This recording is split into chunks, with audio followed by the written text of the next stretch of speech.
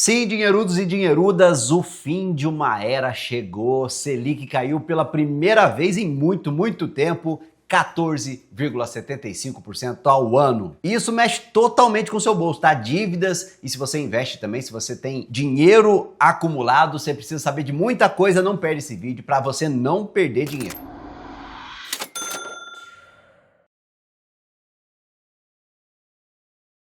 Duas coisas aqui pra gente começar. Tem gente que deixa o like, Brunão, antes de ver o vídeo. E eu tenho que te agradecer muito por essa confiança, tá? Muito obrigado mesmo, nos ajuda aqui pra caramba. Ajuda muito mesmo, muito mesmo. É isso aí. E manda aqui nos comentários também, Selic caindo, você fica feliz ou não? Manda aí que eu quero ver. Então pronto, a Selic caiu e muita gente vai ouvir isso como se fosse um botão mágico, né? Agora o crédito barateia, agora que a bolsa sobe, o Brasil vai pra frente, vira uma Suíça, a economia respira, a vida melhora. Ou acabou a mamata da renda fixa, né? E vamos falar exatamente, esse é um ótimo ponto, Brunão. Mas calma que não funciona assim, tá? O corte dos juros é importante, claro, e ele chega no momento, porém, bem esquisito, eu diria. A gente até falou já dessa esquizofrenia econômica nesse vídeo aqui em cima, mas vou explicar pra você, ó. A inflação no Brasil deu-se uma trégua, só que o petróleo lá fora voltou a assustar por causa da guerra no Oriente Médio. E voltou a esticar o petróleo de novo essa semana, olha aí, quase 110 dólares. E quando o petróleo sobe, quem dera se a gente fosse sentir o efeito só no posto, lá na hora de abastecer o Pois é, né? Na verdade, vai muito além, isso bate em frete, comida, diesel, passagem, custo da empresa e no fim também o seu bolso. Aqui, ó, tudo no nosso. É, na própria inflação mexe, né? E o pano de fundo é justamente esse. O Banco Central vinha segurando a Selic em 15% ao ano, um nível muito alto, e o mercado já esperava que o primeiro corte começasse agora em março. A dúvida então não era tanto se teria um alívio ou não, mas qual que seria o tamanho dele, né? Justamente porque os sinais estavam misturados aí. De um lado, como o Bruno falou aí, a inflação de 12 meses caiu para 3,81%, o menor nível em quase 2 anos. Do outro lado, a alta recente da energia e do petróleo bagunçou tudo aí, o coreto, e deixou o Copom com menos espaço para ser agressivo. Lá fora, o Fed também entrou nesse clima de cautela porque o combustível mais caro pode segurar a inflação americana também por mais tempo. Inclusive hoje, Bruno, foi o dia da super quarta que os americanos chamam de Super Wednesday. Super Wednesday, porque estão muito preocupados com a Selic lá. Demais. Estão sem dormir, inclusive. Saem todos os jornais lá. É o dia que os juros do Banco Central americano e brasileiro convergem aí para a mesma data, né? Só que cá em terras bananais, embora a inflação tenha caído no acumulado de 12 meses, mas em fevereiro sozinho veio 0,7%, acima de janeiro, puxado principalmente por educação e transportes, ou seja, o fantasma da inflação está aí, pronto para abocanhar você que não é inscrito aqui no canal e não deixou o seu like e não ligou o sininho também. Porque se não liga o sininho, não recebe os vídeos, daí não fica sabendo, né? Exatamente, não aprende a investir também para combater esse mal, né? Que é uma das principais funções dos investimentos. Eu sei errado. O centro da meta é 3%, com tolerância até 4,5%, então a gente ali com 3,81%, a gente ainda está passando de ano, pelo menos por enquanto.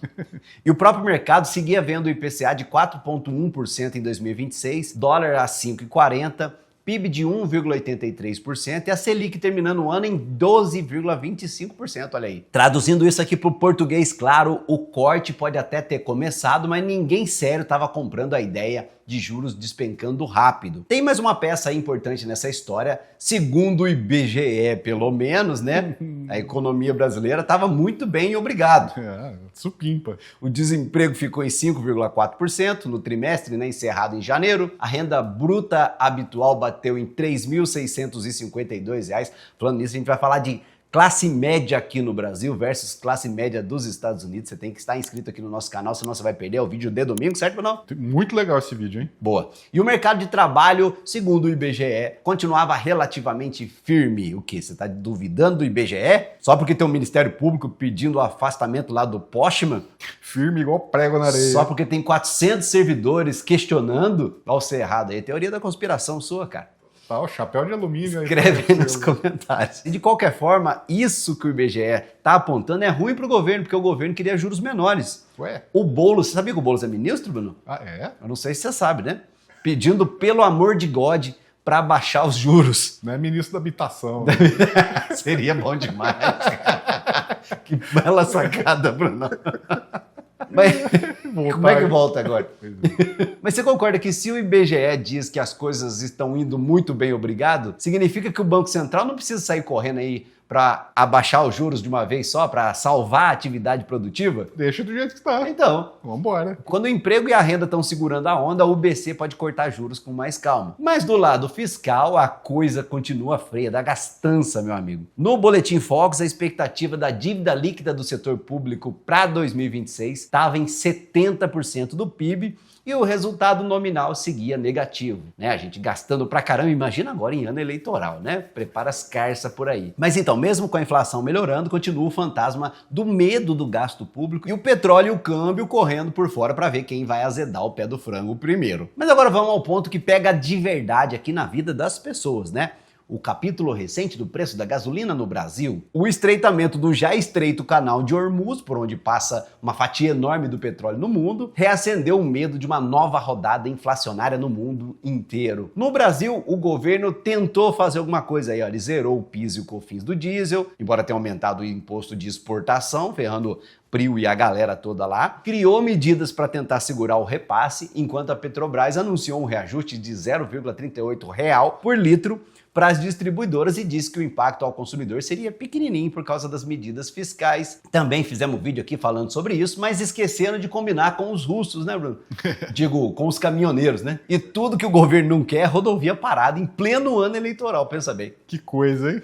E o Brasil ainda depende de importação de diesel, então quando o petróleo sobe lá fora, a pressão aqui chega cedo ou tarde. Agora vamos para a parte mais sincera aqui da nossa conversa. A Selic caiu, mas ninguém deve esperar um milagre aí na parcela do carro, no financiamento do seu imóvel, inclusive, no seu empréstimo pessoal. Pelo menos não por enquanto. Porque, primeiro, a transmissão demora, né? Segundo, porque o juro que o brasileiro paga não é só Selic, tem spread bancário, tem inadimplência, tem imposto, tem custo operacional, tem margem do banco no caminho. Eu gosto do exemplo do Sérgio Habib, já vi ele falando sobre o carro, como funciona nos Estados Unidos, o financiamento. Aqui no Brasil, você alienou o seu carro, né? Comprou ele financiado. As multas vão pro carro, ou seja, é um fator de risco pro banco, o dia que ele precisar tomar de volta, e é um trabalhão se ele conseguir tomar. Nos Estados Unidos, o que o banco faz? Quando você financia, você deixa a chave do seu carro reserva no banco. Aí eles contratam um sicário lá, como o Daniel Vorcaro fazia, pra ficar vigiando você, sabe? Você vai no supermercado, você vai na loja, e aí você voltando com as compras ali no braço, ali todo pesado, você olha, seu carro não tá mais lá, que o cara pegou e levou embora,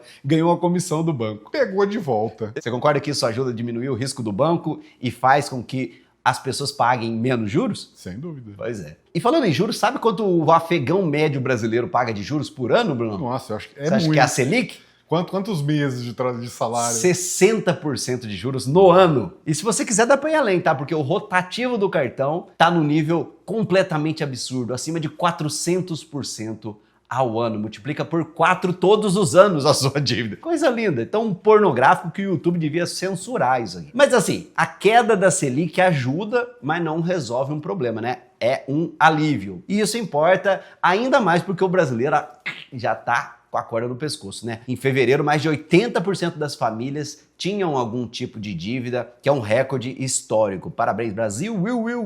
Quando 8 em cada 10 lares estão endividados, um ciclo de queda nos juros pode sim ser, pelo menos ser um alívio, né? A diferença entre respirar um pouquinho e continuar sendo esmagado pelas parcelas. Só que tem mais banho de realidade, é por isso que você decidiu se inscrever aqui, não é pra gente ficar contando história bonitinha, não é? Pra falar o que interessa, o que importa, o que muda a sua vida, né? O corte da Selic não resolve um orçamento desorganizado aí da sua casa, o uso do cartão para fechar o mês, um financiamento feito sem sobra. O que ele faz é abrir uma pequena janela aí para você renegociar melhor, né? Trocar uma dívida ruim por uma menos ruim, que dá para fazer aqui no Brasil, dar algum alívio aí para o consumo ao longo do tempo. Até porque não caiu tanto assim a Selic. Né? Exato, ainda tem esse efeito, né? Essa esterese, esse prazo aí para começar a valer. Mas e nos seus investimentos? Agora quero ver como fica para valer o seu like. Eu sei que a primeira reação emocional de muita gente vai ser pensar assim, né? Acabou a festa da renda fixa. Também não é verdade, tá? Mesmo com a Selic começando a cair, o juro brasileiro continua muito alto, então o pós-fixado ainda segue pagando muito bem. Tesouro Selic, CDB pós-fixado, né? De um bom banco, hein? Nada de Banco Master versão 2.0. Pelo amor de Deus. Tudo isso continua fazendo muito sentido, principalmente para sua reserva e para o seu dinheiro de curto prazo. O que muda é que o investidor começa a olhar com mais carinho ali para travar taxas, seja em pré-fixado, seja em IPCA mais juros, se ele acreditar que esse ciclo aí de queda vai continuar, né? Só que isso precisa de prazo e sangue frio, tá? Quem compra título longo aí só querendo um ganho rápido, esquece que a curva pode dar uma balançada aí com petróleo, fiscal, com câmbio. Tá pedindo sim para levar uma bucha no meio do caminho. Cuidado com a ganância, né, meu amigo? Ah, falando nisso, fizemos um vídeo onde você pode ganhar 2 vezes o valor que você tem no seu Tesouro IPCA, se esse cenário acontecer. Tá aqui para você assistir depois. Claro, tem muito risco, mas vai lá para você entender. Na bolsa, de qualquer forma, aí sim o corte costuma mexer bastante com o humor da galera. Os setores que normalmente sentem mais rápido são os ligados à economia doméstica, né, varejo, construção, shoppings, small caps, empresas mais endividadas, né, porque juros menores dão aquela aliviada ali no custo financeiro e podem trazer o consumidor de volta aos pouquinhos. Inclusive, se você deixar para pensar em bolsa só quando a Selic cair de verdade, você pode ter certeza que não é só a sua mãe que põe filho inteligente no mundo não, tá? Quando isso chegar, a bolsa já vai estar bem mais cara do que hoje e é por isso que não dá para ficar só na renda fixa se você já tem mais do que o seu colchão financeiro. Como eu sempre digo, só quem fica rico com um empréstimo, né, como um CDB, é o banco, não é você. E os FIIs também entram nessa conversa aí porque um juro mais baixo tende a melhorar o apetite por renda imobiliária e também a aliviar a pressão sobre os preços. Só que tem um porém muito importante. Parte desse movimento já tinha sido antecipada. Lembra que eu falei que não é só você que é inteligente? O Ibovespa já vinha rondando 180 mil pontos, com alta perto de 25% em 6 meses, 40% em 12 meses, em um ano, muito ajudado pelo capital estrangeiro, pelo gringo que gosta daqui e a gente não gosta, e pela aposta no começo do corte no ciclo dos juros. Então o sujeito que acha que basta comprar qualquer coisa porque agora a Selic caiu, pode estar chegando atrasado na festa. E tem mais um erro, né? Muito comum, inclusive, achar que toda empresa vai se beneficiar do mesmo jeito, porque não vai, tá? Negócio ruim não vira negócio bom porque a Selic caiu um pouco. Empresa quebrada continua quebrada, ação cara continua cara, fundo imobiliário ruim continua ruim e ainda existe o risco do ciclo ser curto. Se o petróleo continuar pressionado, né, e se o câmbio piorar, ou se o governo continuar entregando dúvida fiscal, que virou quase uma certeza, né, fiscal, né, que não vai cumprir a parte fiscal, o Banco Central pode cortar menos do que o mercado sonha ou até parar no meio do caminho. O próprio mercado seguia vendo inflação acima do centro da meta nesse ano e no ano que vem. Então, esse cenário pede menos empolgação e mais filtro aí da sua parte. Quem for para a bolsa ou para FIIs agora precisa separar preço de qualidade, tá? E principalmente não confundir primeiro corte aí com um céu de brigadeiro, porque se o caldo azedar, a gente não chega nos 12,25% ao ano de Selic, que é previsto pelo mercado. Tem que pensar em longo prazo, né? Exatamente. E para a vida prática, o que faz sentido mesmo é algo bem menos emocionante, mas, porém, mais útil. Primeiro, aproveitar esse começo aí de ciclo para revisar as dívidas caras que você eventualmente tem, sair do rotativo, do cheque especial, do empréstimo ruim. Segundo, manter a sua reserva em produto simples e líquido, né, como CDB, Tesouro Selic, porque o juro ainda está alto